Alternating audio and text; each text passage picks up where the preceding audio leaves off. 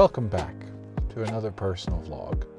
This one is going to have a bit more of a shape to it, like it started.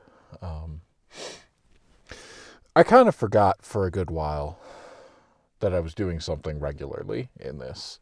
I think the last time I did the question answer part was, back before the move. It's been months and months and months.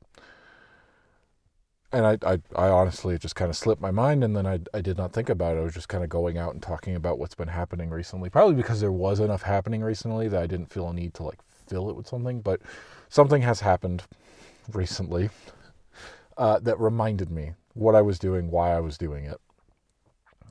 More on that later. But the thing that I was doing was the questions, right? Answering questions. Which I have to unlock my phone to see what I picked for today.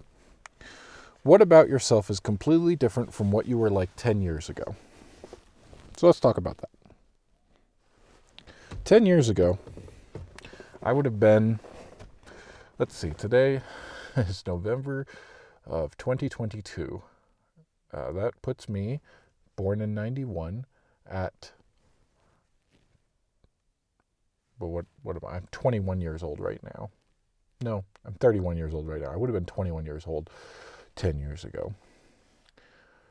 Which means that I would turn 21. I had done the part of my life where I had moved out. I started meeting new friends. There were parties a lot. That was pretty much all we did. We played video games and we partied. And sometimes we played video games at a party, which means that they were smoking and experimenting with drugs. And that's pretty different from how I am now today. I still talk with friends, but it's all virtual now. I don't drink at all. I haven't had a drink in years at this point, and I don't desire it at all. I only ever did it socially. And to experiment with something like that, I always held specifically not to use that as a crutch for solving problems. That was something that I had witnessed enough people in my life go through that I knew that wasn't something that I wanted to do. So that was something that I kept in mind. But it was when we would gather, we experimented, and I got very drunk at many a time, experimented with all that, learned what it was like, learned how I was like with all that. And I have since stopped doing all that because I realized I don't need it.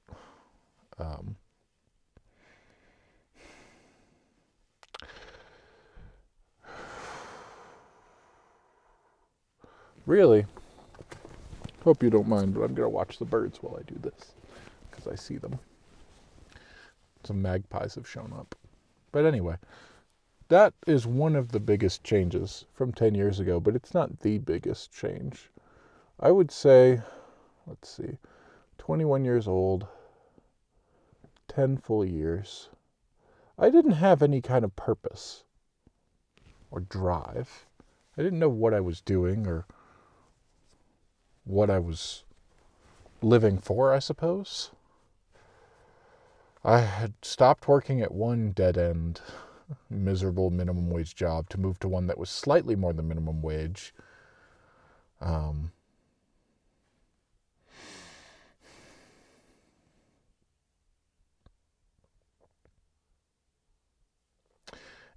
I think I was just kind of getting through, experiencing, figuring out what I wanted to do, what everything was about. But it'd be years and years before I found any kind of purpose that really resonated. I was trying things. I've always been trying, just in the sense of this seems interesting. Let me see what this is like as a hobby. There's a lot of video games, which has always been a fun hobby of mine, and many others, and something that I connect with and play games with many people. I wonder, 10 years ago, in 2011, I would have been playing Xbox 360 games. Oh, was I working at Walmart? If I was working at Walmart around that time, I think so, because I turned 21 while I was, is that a crow? Wow, that's not a magpie. I turned 21 while I was working at Walmart, I'm pretty sure. because I remember finally being able to legally drink, which is not what we had been doing, and at that point it was almost over. There was one big, I suppose, hurrah for a 21st birthday. I remember doing that. I remember us having friends over in our apartment. And I was working at Walmart at the time. I think I had moved to day shift from night shift overnight, which was killer on me. It did not go well, but yeah, I think I remember doing that. And so I do remember playing, and it probably would have been around this time because I feel like towards the end of the year is when it came out. And I would have been on day shift because I had friends on day shift, whereas overnight, I basically worked by myself. I knew 2-3 people most, and I'd get pulled to other departments. It was not a fun time, but I mean, pulled to just get the work done. But day shift was different. Day shift, there were like kids my age, teenager, adults. We were all over 18. And I remember hanging out with them and enjoying that. We actually went and got lunches together. We could actually do things. There was, I wasn't just I wasn't going out to my car on my lunch break and eating as quick as I could and then napping the rest of the hour-long lunch break because I was just exhausted. I never fully acclimated to an overnight shift because I also would switch there was a period of time where I was working 2 jobs. This was earlier in 2011, I'm guessing, or 12. It's been 10 years, 2012. Anyway, there was a period of time where I was still working the previous job still working the previous job at the bookstore, where I would get like 2 or 3 shifts a week and try to give away some of them, but I'd still get mostly weekends, and I didn't have to work weekends at Walmart. I worked during the week there, but overnight, and obviously the bookstore's open during the day, so there would be a period of time where I was working 2 jobs. I was working myself to death, basically, because there would be a shift during the week where I would have to get up and go into work at 3 or 4 in the afternoon, and then work until close, which would be 10, and then Walmart at 10 o'clock. So it was leave one, get straight to the other one, ready to go to work an overnight shift. So I would be working consistently and then go home and pass out. And that shifted at some point where I'm thinking of now after moving towards the Mall of Georgia. There was still one day a week where I did something, but it was work overnight, then get off, go maybe nap for a few hours if I was tired, not usually that tired. Then I would meet up with a friend and we would go get comics every Wednesday because we bought comics. And then we'd come back, we'd get food and buy all the comics that we were collecting at that point, and then go back and play video games until not quite nighttime. I would be up for more than a full 24 hours. Sometimes I would nap and sometimes I wouldn't. It would depend on the situation. Sometimes I would nap, I call it napping because I didn't really get I would maybe do 3 or 4 hours of sleep. Then I wake up, go do comics for a while, maybe get another 3 or 4 hours around dinner time until I had to go work overnight. But if I didn't, then I would be up the full 24 hour. And I did that consistently every week for months. Not great. But I would also change my sleeping schedule every weekend. When I wasn't forced to work weekends, which eventually changed when they complained, I was able to have weekends off, and I could spend that with my girlfriend at the time. And she worked day shift, so I would have to switch over. So it would be the same thing. Every weekend I would try to change my schedule back over, my sleeping schedule, so that I was awake during the day. It didn't always work, and I wound up sleeping during the day an awful lot. But it was miserable. You can't do that to your body. It doesn't work. I was young, yeah, but man, it did not work. So I was already unhappy. I didn't enjoy that job or anything, and so I took the first chance I could to get out of that and get into another job, which turned out to be a whole other pack of troubles. But to the point, regardless of all that, it would be years and years and years through both jobs, 3 jobs, 4 jobs, moving away, moving to North Carolina, coming back, all of that over the last 10 years shaped it, got to the point where I started experimenting with cameras. Something I mentioned just the other day when I was out, I was trying to remember how long it's been since I started doing this with the still photography and cameras. And I looked back and it was 2018, summer of 2018. So it's been more than 4 years since I actively started pursuing and going, what is a camera? How does it work? And doing something with it to the point where I am now, which never would have seen that way, but it is a driving force. It is something that I latched onto more than anything else. I've talked about it repeatedly. It's the reason why I'm doing this right here. for two reasons. One, because I really enjoy going out with a camera and seeing what I can find. I love going out into nature, which I never did. I never went out in nature 10 years ago. Not at all. I would not go on walks. I did not go outside. I did not exercise. I stayed inside, played video games. I worked. It didn't happen.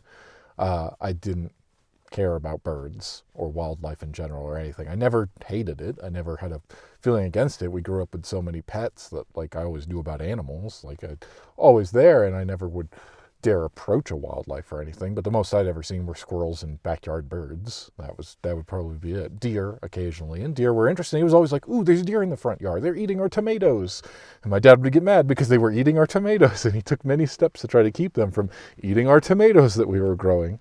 But that would be the full extent with it. 10 years ago, you would not be able to convince me that I would be willing to sit out in the cold, miserably cold, below, single digit temperatures for hours and hours just hoping to see something. I would go, that sounds boring. I'm going to play a video game instead. So that really has been the biggest change over 10 years is that I didn't. And there were times where like a lot, I'm sure, depressed for many years without any kind of purpose because I couldn't afford to do everything I wanted to, of course. What I wanted to do was spend money, and I did a lot that I didn't have and got myself into debt already before any of the camera stuff even came along. Buying computer stuff, electronics, general, phones, Legos, video games, everything, whatever I wanted to do or sink my teeth into it. And I do remember starting to get into the habit of trying more hobbies in the mid-20s. I remember going fishing. I bought everything to go fishing, sunk money into that, went fishing a few times, never caught anything. I'm glad I never caught anything. A friend of mine caught something once. I remember that, and it killed it. The hook pierced it. It was bleeding all over, and they put it back, and they're like, well, that's kind of how it goes. I'm like, that's horrible. And I realized then that I did not want to do fishing. I don't want to harm another creature in any way. And that's what fishing is. I'm sorry. Not at all, but I know that's been a common, people think that fish don't feel. That has been a common misconception that has been disproven as I have researched, because I went, that just doesn't seem right. It bleeds. It doesn't want to do that. It doesn't, no. Anyway, that's not the point of this. The point of it was I experimented with a lot of hobbies over the last 10 years, trying to figure something out to just fill the time, basically, while I was awake and have fun in small amounts. But it always fleeted. It was always something where I would be really interested and ready to go all in on whatever video game or toy or hobby or whatever it is, collecting whatever the thing was that gave me the small satisfactions until I hit this. Until the camera stuff stayed and has lasted longer than anything else. I'm sure the longest thing else, because even video games come and go depending on what it is. Video games as a whole, yes, I've been playing them most of my life. Sure, you can count that as something that I will be playing most of the rest of my life for a large majority of it, absolutely. But it is still, even within that, I only want to play a certain video game for a certain amount of time. I've been playing the absolute hell out of Pokemon the last week with my significant other and loving every minute of it. It's fantastic. So happy about it. Really enjoying the new one. It came out last Friday. It is now Saturday. It has been 8 days. We are almost done with it. That's how much we've been playing, and it's been a lot. I don't actually have a timer on there because the way the Switch tracks it is differently. I will be curious because I don't get to see a save file, which was one of the things, if you followed along with the Pokemon journey I talked about, of something that gave me something to do over the last year and a half. Tracking how long it took me to beat each game. So I'm curious to see if I can figure out a time for this new one, Scarlet. But anyway, that's the biggest change over the last 10 years, is having a passion, a focus, a drive. And I've never would have even thought in those kind of terms. I would have been like, yeah, those are boring. That's not, what is passion anyway? What is a focus or a drive or what? That's not something that I would even consider to be a part of my life or a part of, I would hear other people talk about it and be like, okay, well, yeah, I enjoy stuff too. You don't have to make a big deal about it. Probably would have been my attitude 10 years ago if I had heard of someone today who was so thrilled to go out and do those things. I never latched on to anything like that. I think the closest may have been, as a serious thing that I gave thought into as something I could do the rest of my life was maybe technical theater.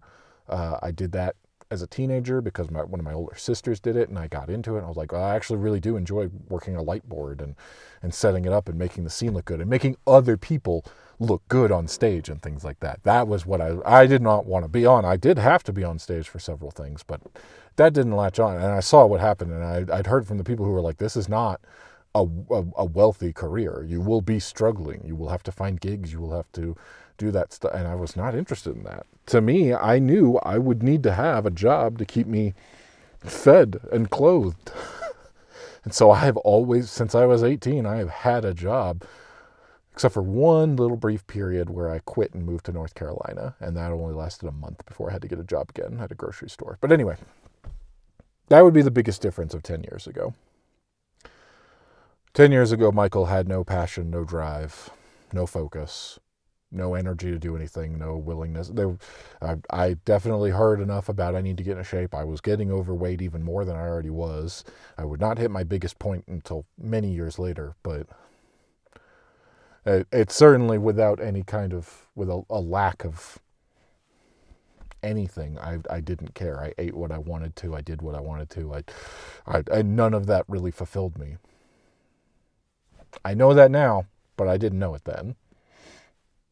And I didn't want to hear about it from anybody. Nobody back then could have told me, and people tried, hey, you need to lose weight. You need to exercise. It's like, yeah, I know. I should, but I'm not going to. And then I would eat like garbage.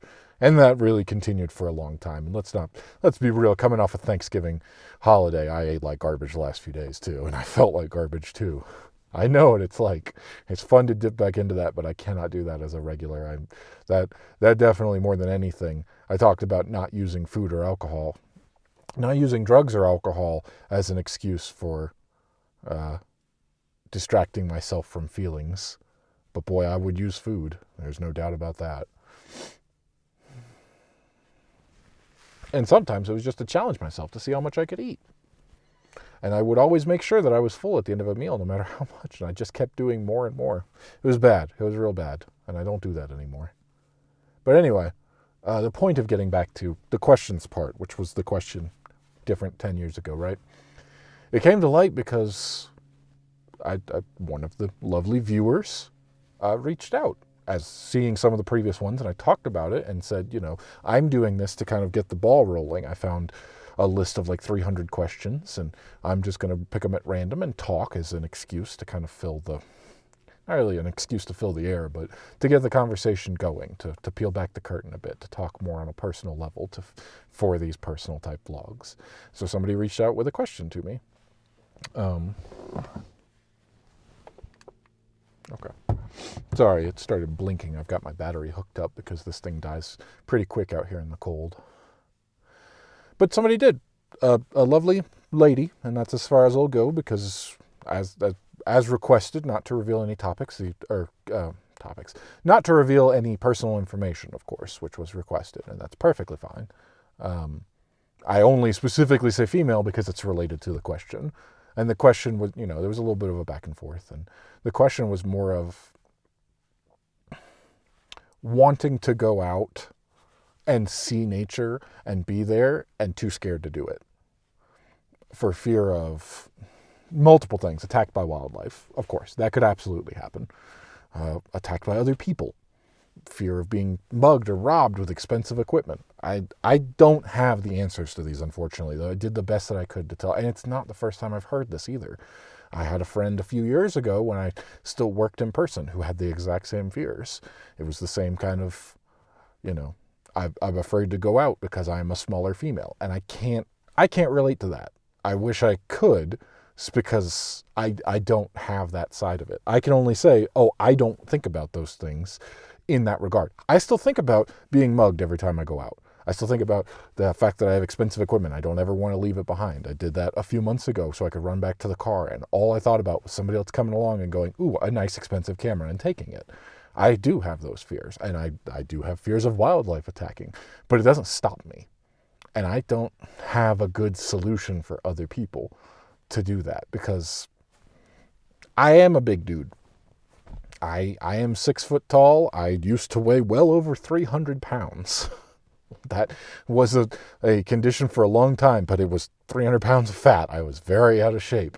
And I don't think I'm there yet, but it's a lot better. I have finally reached more of a goal. I'm not quite there. I've always wondered, I don't think I've been under 250 pounds since I was 18, or yeah, since I was a child. Before an adult, I was big. And I am getting closer to that. It's like high 250s now. I finally, like, the last few years, I've been more focused on eating better, exercise, so I can be stronger and go out and do this and carry the cameras. Having that focus I talked about has made me do those things. I also had health scares where doctors were like, you need to get this under control or you are going to die early. To which, at that point, again, before I started any stuff like that, it didn't matter to me when I died. I didn't have anything to live for anyway, so I didn't care enough. I was like, yeah, whatever. It'll be what it'll be. If I die, I die.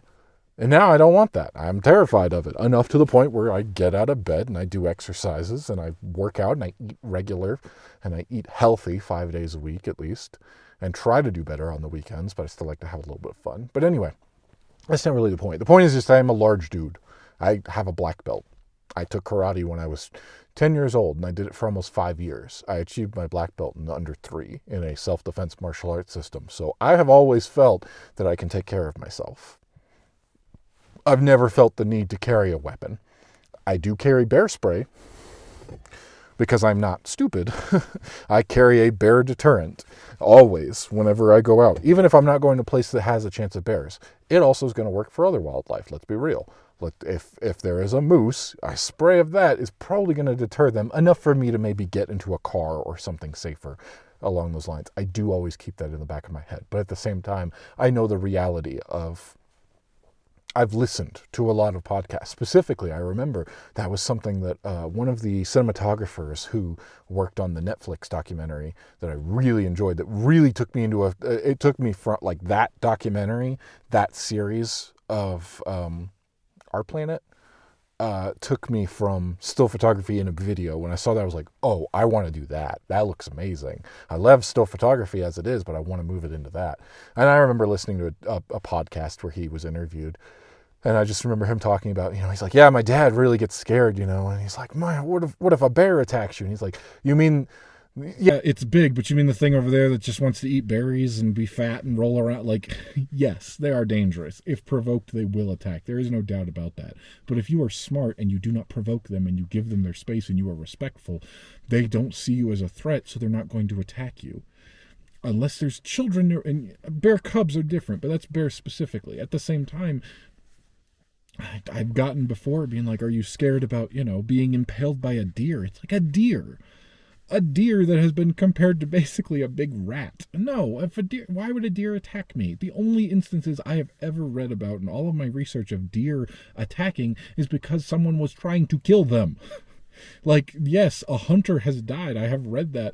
Well, I don't remember when. It's the one story I've ever heard about, was a hunter who got impaled by a deer after he shot the deer and harmed it, and the deer was fighting for its life. I have absolutely no intention of ever doing anything to bother it. I take every possible precaution to be as invisible as possible so the wildlife doesn't see me, and I get to observe them and take the photos and respectfully keep my distance, everything there. So that wildlife attacking, I take the precautions that I take, everything there.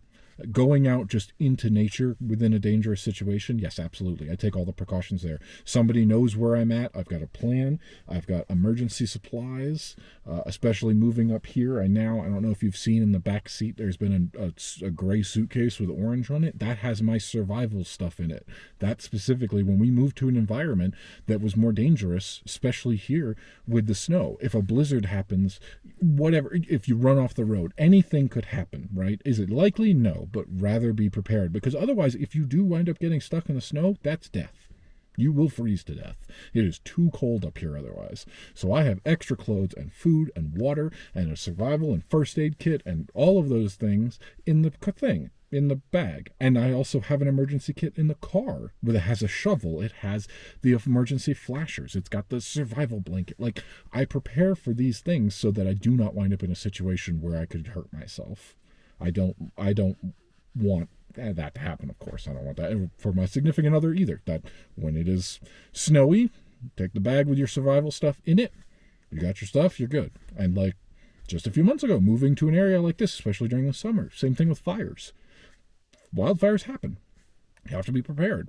Bought a big bag, filled it with everything we could need. I looked up all the rules and regulations. They're more tips of like, here's what you should pack in the event of an emergency, grab bag and go, right? So we have that. Those are the kind of steps and precautions that I take for these situations because they can be dangerous. And it is irresponsible. It is stupid to go out into a situation like that can be dangerous and not prepare for it. That's just the fact of what it is. You endanger yourself and you endanger others because they're not just going to leave you to die. Somebody's going to make an effort. That's what rescue efforts and stuff are for. Like, and then you're putting other people in harm's way for your own stupidity. So I will never be part of that. I'm taking every precaution I can to not put myself into a situation that could be dangerous without having those things. The people is the unknown, and absolutely, there's a lot of fear-mongering, especially in this country. There's nothing I can do about that, unfortunately. Yes, especially females, they are preyed upon by men, bigger men. Being out in wilderness dangerous is just touted as never do it alone, never, don't go anywhere like that. You never know what could happen when a man could get you, or women, whatever the situation may be. Yeah, I understand it. I try to empathize as best I can because I don't have the sympathy of being in that situation. I will never feel unsafe like that, but I still feel unsafe around a lot of people, just as it is. I have felt that way always, even though despite my size and my skills and, the things that I do can fall back on in an emergency, which I don't ever plan to have to use, I still feel uncomfortable. I still feel unsafe. And yeah, if someone is around me and I've got my camera, my first instance is hold the camera and think about the exit strategy. Be aware of the surroundings, things that I was taught and trained. I could think about what is the optimal situation. Obviously, if push comes to shove and somebody pulls a gun on me, there's nothing I can do. And that could absolutely happen at some point. And just hand them the camera and hope to walk away with my life is the best thing I have. I wish I had better advice. That is the one thing that, like, I've heard it before. I hate to hear it again. I can't do anything about that besides the open invitation. By all means, the only thing I can do is just, you are welcome to come with me. I will protect you the best I can. I want you to be able to enjoy the nature just like I get to. It's unfair that you feel as unsafe as you do. I get it. That's what the news cycle does. That's what social media does. It absolutely gives that opinion that, and looking at statistics doesn't help. But the only thing I can do is be as respectful as I can when I'm out here to other people, just like to wildlife, and invite anyone to come with me to do that, to experience it, because it is, I feel bad for the people. I get to just grab my stuff and go. The fear doesn't stop me. I think of it, I'm aware of it, it makes me cautious in the things that I do. I don't like being around a ton of people when I'm out here, especially out in the open, and people have come and seen me, like, especially when I have a lot of stuff, a lot of expensive things, like when I saw the sage grouse. I was out in the middle of nowhere, hours away from the closest civilization, no cell phone signal, and I've got literally tens of thousands of dollars of expensive camera equipment. And the best thing I can hope for, because somebody else did show up, but they were also taking pictures rudely, but whatever.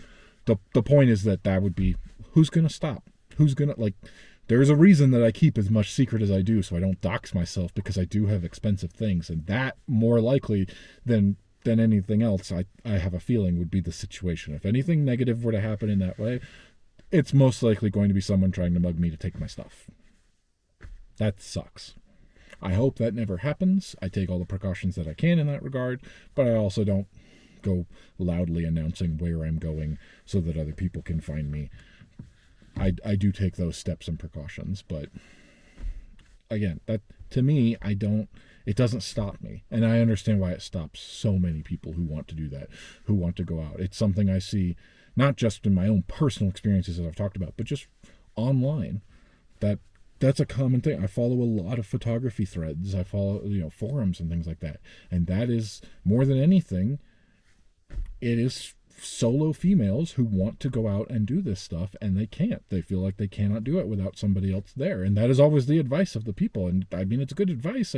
That's the best thing I can say. Like, open invitation. If you don't feel comfortable doing that, by all means, if we're ever in the same place in the world at the same time, you are more than welcome to come right along with me so you can experience it. It's the best that I can do, but it's not enough. And there's nothing else I can. Yeah, you are a target. I definitely read stories, not just females, but just in general, photographers. Cameras are expensive. It's a target. It immediately, if you go out and start taking pictures, and it's not just like the bigger, the flashier, the more expensive it is. This is more than $5,000 in my hand. Close to it. I bought it used. But anyway, that's a lot of money. That took me a lot of time and effort and sweat and tears to get to. And it would suck if it was like that. A choice between life or death, obviously, take the camera, but it is a target. It absolutely is. It sucks that it is. I hate that aspect of it. I wish it was safer and more comfortable to do something like that. There's nothing I can change on that level besides my own behavior and hope that it does. I can say it's never been attempted. People have been uncomfortable, but it's, that's me and social anxiety with people being close, and COVID did not help any of that with that going on. But even before, thankfully, that just keeping my wits about me, it never entered a situation where I have felt like someone actually was a threat and did it. It was just me thinking that immediately from seeing a person, it's like, threat. We'll keep that in mind. What can we do? But I wish I had a better answer for you. I'm sorry I don't.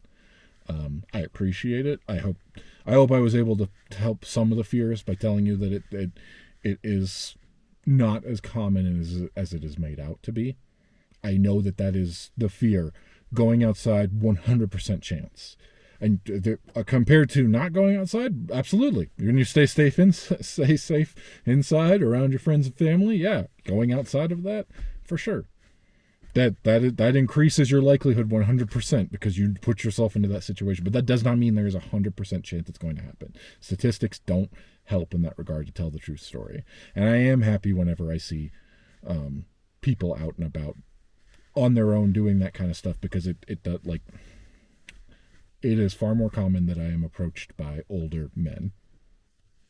That's just who goes out and does photography, who I have talked to over the last 4 years since I started going out into nature, into public places, wherever I can go. The people who have stopped to talk to me, and they're all very nice and friendly. And so I know my future will be to do that as well, except I probably won't approach people. I'm not that social. I don't know what would change in my life where I feel the need that I'm going to go start the conversation. But that is the statistic. I've seen one woman once with a camera, and it was at a very public place back when I lived in Georgia.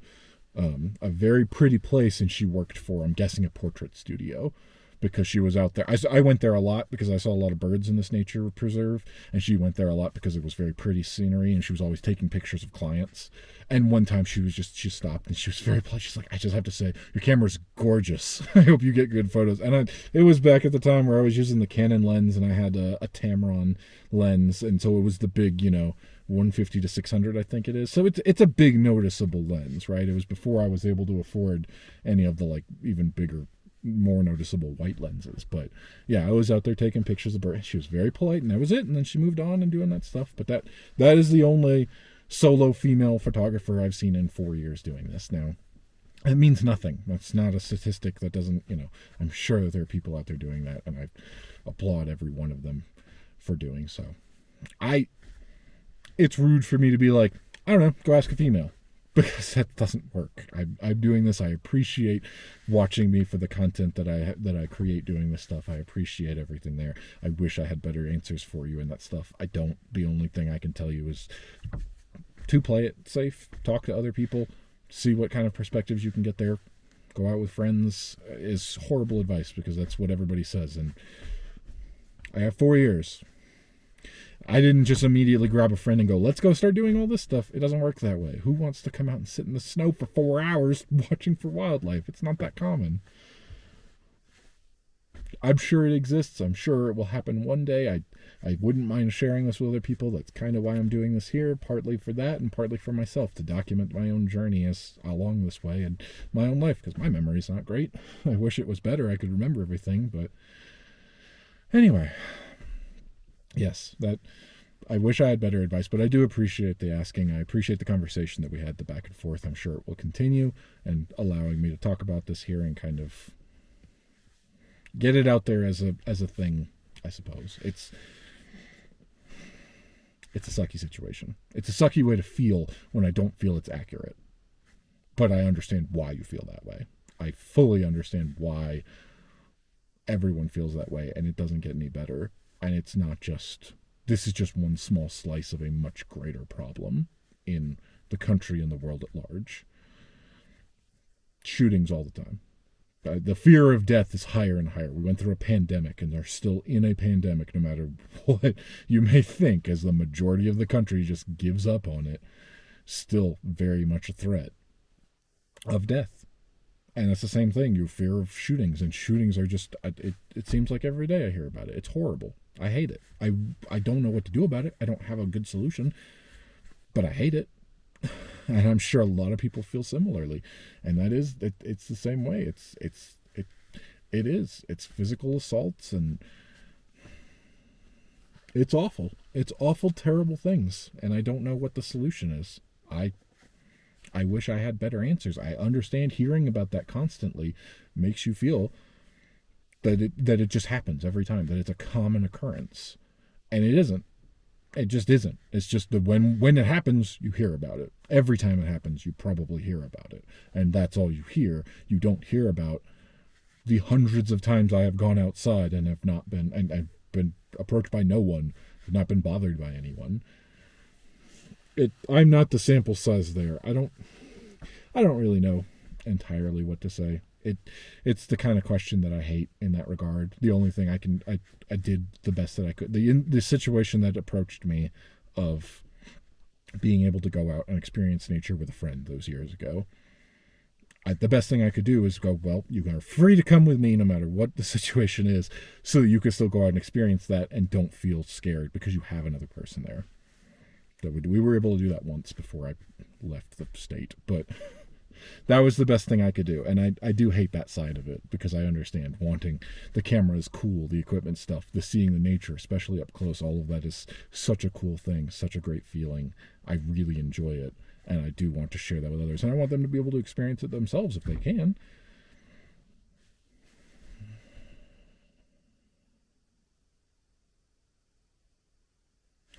So, I wish I had a better answer. I'm sorry I don't. I appreciate it regardless. Hopefully more conversations will pop up. If you would like to ask a question for these personal type of vlogs that then I talk for a while about it, by all means, my email address is on the website. It's for an easy copy paste. I don't remember if I put it in the description. I'm pretty sure it's in the YouTube profile. You can leave a comment on the video. I don't usually respond to YouTube comments. I don't really care for YouTube comments. They're a bit impersonal, and there's just a lot of trolls and a lot of spam and a lot of things that I wind up deleting because they are just negative, and I don't appreciate it. I don't have it. I won't do. I am not a negative person. I am trying not to be it best I can. It is a flaw that it's something I work on, but I don't go leaving negative comments on other people's things. Anyway, by all means, there's a question about anything. The equipment I use, where I go, to a point. I don't dox myself, like I said. But the things I do, that kind of stuff, I mean, if there's something more that I have not explained, because I'm sure in all of the rambling that I've done, I have not explained many a thing, by all means, ask away.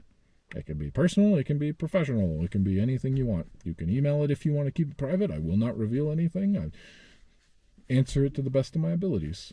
It is a way to have a conversation and to share and give back a bit for anyone who is watching and interested. I appreciate it. And I'm going to drive home now, so that I can play more Pokemon. Because that is what I've been doing the last few days. Besides going out, editing when I can, playing some video games with friends and family over the break. It's been a good time, but the majority of it has been Pokemon, which is one of my all-time favorites across everything. There's a whole video about it if you want to go watch. It was like an hour and a half, I think, where I just talked about Pokemon and what I've done over the last year and a half to 2 years. Anyway, I am out of here. I appreciate the questions. I appreciate watching, coming along. I hope it's enjoyable. I am glad that on this day I got to see a coyote. That's more of the wildlife vlog stuff, but that's what happened today. I got to see a coyote. Good times.